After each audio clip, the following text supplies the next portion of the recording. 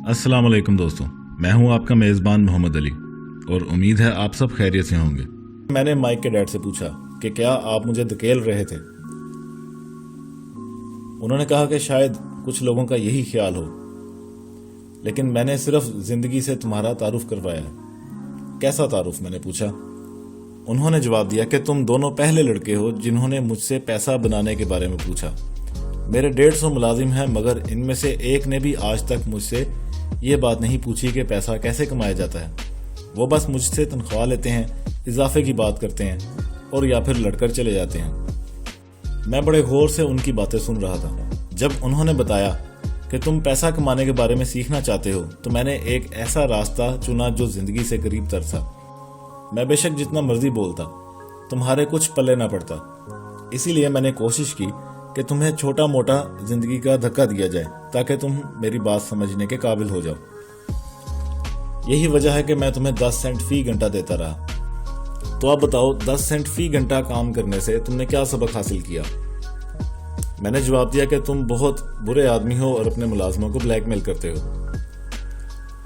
मेरी बात सुनकर वो जोर जोर से हंसने लगे। जब वो खामोश हुए तो उन्होंने कहा कि तुम्हें अपना नुक्ता नजर बदलना चाहिए।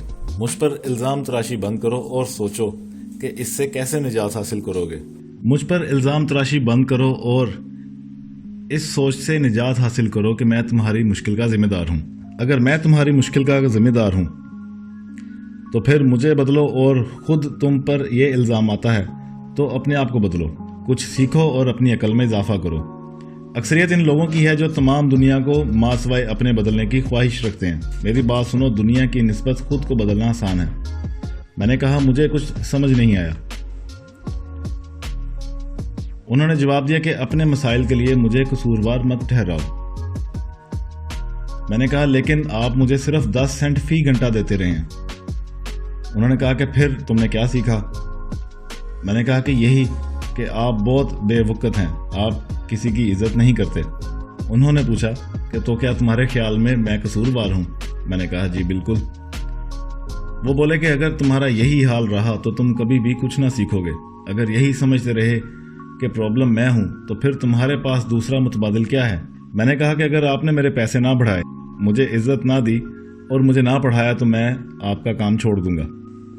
रिच डैड ने जवाब दिया कि तुम ठीक कहते हो, ज़्यादातर लोग यही करते हैं। वो नौकरी छोड़कर दूसरी नौकरी की तलाश में निकल पड़ते हैं। जहाँ ज़्यादा पैसे हों वो वहाँ चले जाते हैं। इनका ख्याल होता है कि इस तरह इनके मसाइल हल हो जाएंगे, लेकिन ऐसा होता नहीं। तो फिर मसला हल कैसे होगा? क्या मैं इन्हीं 10 सेंट पर खुश रहूं? मैंने पूछा। रिच डैड ने मुस्कुरा कर कहा, और लोग ऐसे ही रहेंगे, तनख्वाह का चेक वसूल करेंगे, हालांकि इन्हें पता होगा कि इतने पैसों में इनका गुजारा नहीं। फिर भी वो यही करेंगे और इस मौके की तलाश में रहेंगे जब इनकी तनख्वाह में इजाफा हो और इनके मसाइल हल हों। ज़्यादातर एक नौकरी पर कायम रहेंगे, मगर चंद एक दूसरी नौकरियां भी ढूंढते रहेंगे, लेकिन ज़्यादा से ज़्यादा मेहनत करेंगे, मगर तनख्वाह का चेक फिर भी नहीं बढ़ेगा। मैं वहाँ बैठा फर्श को तकता रहा और इस सबक से मुतल्लिक अखज़ करने की कोशिश करता रहा जो मेरे रिच डैड ने मुझे सिखाया था। मेरे ख्याल में इनका मतलब ज़िंदगी का सामना करना था। आखिरकार मैंने सर उठाया और सवाल दोहराया, तो फिर प्रॉब्लम कैसे हल होगी? इन्होंने इशारा करते हुए अपनी उंगली मेरे दिमाग से लगाई और कहा, इससे, ये जो तुम्हारे 2 कानों के दरमियान है, मसला ये हल करेगा। रिच डैड के पढ़ाने का ये तरीका अनोखा और बिल्कुल मुख्तलिफ था, जिसने मेरी ज़िंदगी को बदल कर रख दिया। रिच डैड ने बार बार अपने नुक्ते नज़र को बयान किया, जिसे मैं अपना सबक नंबर 1 कहता हूँ कि गरीब पैसे के लिए काम करता है, अमीर पैसे से काम लेता है। हफ्ते की इस सुबह मैं एक नया सबक सीख रहा था। जो कुछ मेरे गरीब बाप ने मुझे सिखाया था, ये उससे बिल्कुल उल्ट था। 9 साल की उम्र में मुझे पता चला कि दोनों डैड्स मुझे पढ़ाना चाहते थे। दोनों ने मुझे मुताले की तरफ रागिब किया, लेकिन दोनों की सोच बिल्कुल मुख्तलिफ थी। मेरे पढ़े लिखे डैड कहा करते थे कि मैं वही करूं जो इन्होंने किया। वो कहते थे कि बेटे, मैं चाहता हूं कि तुम मेहनत से पढ़ो, अच्छे ग्रेड हासिल करो ताकि तुम अच्छी नौकरी मिले और कोई बड़ी फर्म तुम्हें पुरकशिश नौकरी दे। जबकि मेरे रिच डैड कहते थे कि मैं ये सीखूं कि पैसा किस तरह काम करता है ताकि मैं इससे काम ले सकूं। اور یہ سبق وہ تھے جو تمام زندگی میں ان سے سیکھتا رہا۔ اس کے لیے مجھے کسی کلاس روم کی ضرورت نہ پڑی۔ میرے رچ ڈیڈ نے میرا پہلا سبق جاری رکھا۔ انہوں نے کہا کہ میں خوش ہوں کہ 10 سینٹ فی گھنٹہ کی نوکری نے تمہیں دل برداشتہ کر دیا، اور اگر تم ناراض ہونے کی بجائے اسے خوشی کے ساتھ قبول کرتے تو میں تمہیں کب کا فارغ کر چکا ہوتا۔ چیزوں کو جاننے کے لیے زور لگانا پڑتا ہے، غصہ بھی آتا ہے، جذبات کو بھی ٹھیس پہنچتی ہے، اور اس کے لیے ایک اٹوٹ خواہش کی ضرورت ہوتی ہے۔ غصہ اس کا اہم حصہ ہے۔ جب غصہ اور پیار ملتے ہیں تو جذبات کی شروعات ہوتی ہے، اور جب معاملہ پیسہ کمانے کا ہو تو عام طور پر لوگ ٹھنڈے دل سے سوچتے ہیں اور احتیاط سے قدم اٹھاتے ہیں۔ یہ لوگ جذبات سے عاری ہوتے ہیں اور جذبات ان کی رہنمائی نہیں کرتے، خوف انہیں آگے بڑھاتا ہے۔ اس لیے شاید وہ تھوڑے پیسوں کے لیے کام کرنے پر راضی ہو جاتے ہیں۔ میں نے سوال پوچھا۔ بالکل، میرے رچ ڈیڈ نے کہا۔ کچھ لوگ کہتے ہیں کہ ہم اپنے ملازموں کو بلیک میل کر کے انہیں حکومت اور شوگر پلانٹس کے مقابلے میں کم تنخواہ پر نوکری رکھ لیتے ہیں۔ میں کہتا ہوں کہ یہ لوگ خود بلیک میل ہوتے ہیں، یہ ان کا خوف ہے، میرا نہیں۔ لیکن کیا آپ کو خیال نہیں آتا کہ آپ ان لوگوں کو زیادہ تنخواہ نہیں دیتے؟ میں نے سوال کیا۔ نہیں، اور زیادہ پیسوں سے ان کے مسائل حل ہو جائیں گے؟ رچ ڈیڈ نے کہا۔ اپنے باپ کو دیکھو، وہ خاصی کمائی کرتا ہے اور اب بھی قرض دیتے ہوئے تنگ ہوتا ہے۔ عام طور پر لوگوں کی آمدنی میں جب اضافہ ہوتا ہے تو اسی حساب سے ان کا قرض بھی بڑھ جاتا ہے۔ تو اس لیے آپ مجھے 10 سینٹ فی گھنٹہ دے رہے ہیں، یہ اس سبق کا حصہ ہے۔ انہوں نے مسکرا کر جواب دیا۔ تم جانتے ہو کہ تمہارے باپ نے بہترین اداروں میں تعلیم حاصل کی تاکہ ایک اچھی نوکری حاصل کر سکے، اور ایک اچھی نوکری مل بھی گئی، لیکن اس کے باوجود اس کے مالی مسائل جوں کہ تو ہیں، کیونکہ کسی اسکول نے اس بارے میں کچھ بھی نہیں بتایا۔ سب سے بڑھ کر یہ کہ وہ پیسے کے لیے کام کرتے ہیں۔ اور آپ نہیں کرتے؟ میں نے پوچھا۔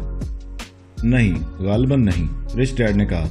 اگر تم پیسے کے لیے کام کرنے کے بارے میں سیکھنا چاہتے ہو تو اسکول جاؤ، وہاں اس کے متعلق تمہیں اچھی تعلیم دی جائے گی۔ لیکن اگر تم یہ جاننا چاہتے ہو کہ پیسے کو کس طرح اپنے اختیار میں کر کے اس سے کام لیا جاتا ہے تو اس کی تعلیم میں تمہیں دوں گا، مگر صرف ایک شرط پہ کہ اگر تم اس کام کے لیے راضی ہو۔ کیا ہر ایک یہ تعلیم حاصل نہیں کر سکتا؟ میں نے پوچھا۔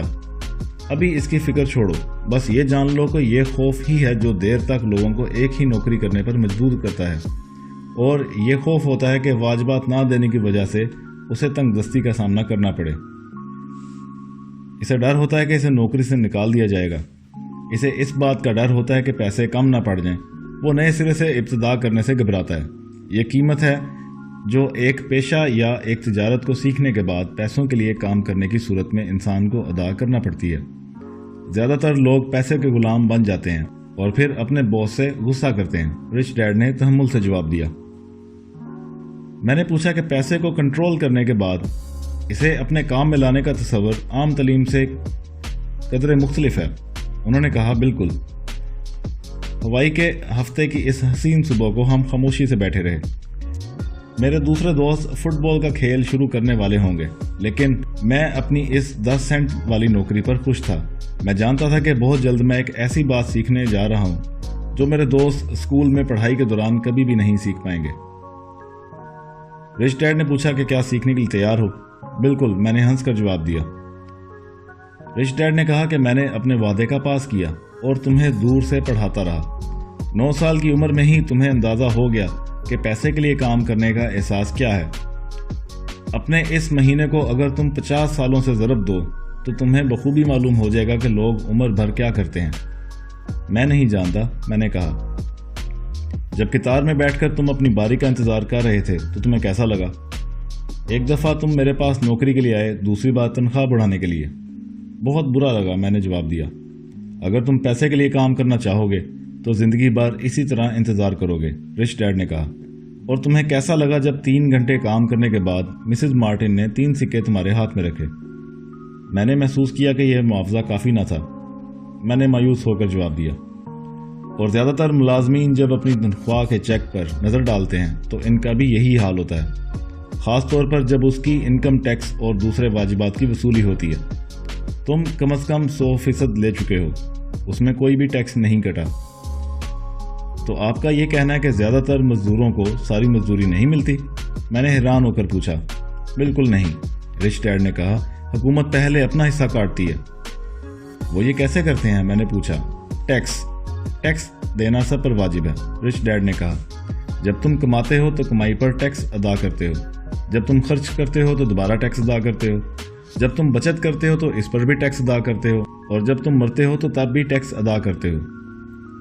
لوگ حکومت کو ایسا کرنے کی اجازت کیوں دیتے ہیں؟ میں نے پوچھا۔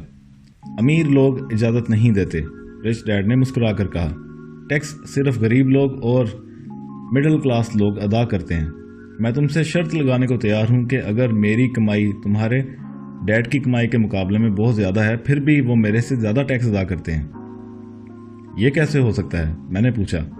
9 سال کی عمر میں مجھے یہ تضاد بہت عجیب لگا۔ لوگ حکومت کو یہ زیادتی کرنے سے کیوں نہیں روکتے؟ رچ ڈیڈ خاموشی سے بیٹھے رہے۔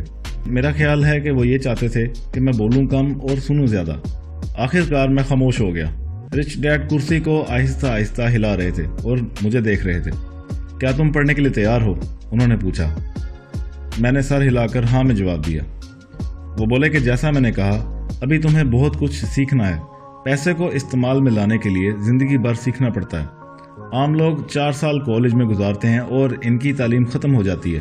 میں جانتا ہوں کہ میرے لیے یہ معلومات تمام زندگی جاری رہے گی، کیونکہ اس بارے میں جوں میری معلومات میں اضافہ ہوتا رہے گا تو ویسے ہی مجھے احساس ہوگا کہ ابھی اس بارے میں مجھے بہت کچھ مزید جاننا ہے۔ عام لوگ اس بارے میں بہت کم جانتے ہیں۔ وہ پڑھائی ختم کرتے ساتھ ہی نوکری کرتے ہیں، چیک بک کو بیلنس کرتے ہیں اور پھر مالی مسائل کا رونا روتے رہتے ہیں، اور ان کی سوچ یہ ہوتی ہے کہ تنخواہ بڑھنے پر ان کے حالات بہتر ہوں گے۔ بہت کم لوگوں کو یہ اندازہ ہوتا ہے کہ ان کا اصل مسئلہ مالی تعلیم کی کمی ہے۔ رچ ڈیڈ نے کہا کہ اگر تم مزید سیکھنے کے لیے تیار ہو تو معاہدے کے مطابق میں تمہیں 10 سینٹ فی گھنٹہ ادائیگی شروع کر دوں گا، یا تم وہی کر سکتے ہو جو زیادہ تر لوگ کرتے ہیں، یعنی گلہ کرو گے کہ تنخواہ زیادہ کی جائے، کام چھوڑ کر چلے جاؤ گے اور کہیں دوسری جگہ کام شروع کر دو گے۔ میں کیا کروں؟ میں نے پوچھا۔ رچ ڈیڈ نے مجھے اشارہ کیا کہ اپنے سر کو استعمال کرو۔ تم بہت جلد میرا شکریہ ادا کرو گے اور بہت جلد ایک دولت مند انسان بن جاؤ گے۔ تو دوستو، اس کے ساتھ ہی ہماری آج کی ویڈیو اختتام کو پہنچتی ہے۔ امید ہے کہ آپ نے اس سے بہت کچھ سیکھا ہوگا۔ جلد ہی ایک نئی ویڈیو کے ساتھ آپ کی خدمت میں حاضر ہوں گے۔ تب تک کے لیے اپنا اور خود سے جڑے ہوئے لوگوں کا خیال رکھیے۔ خدا حافظ۔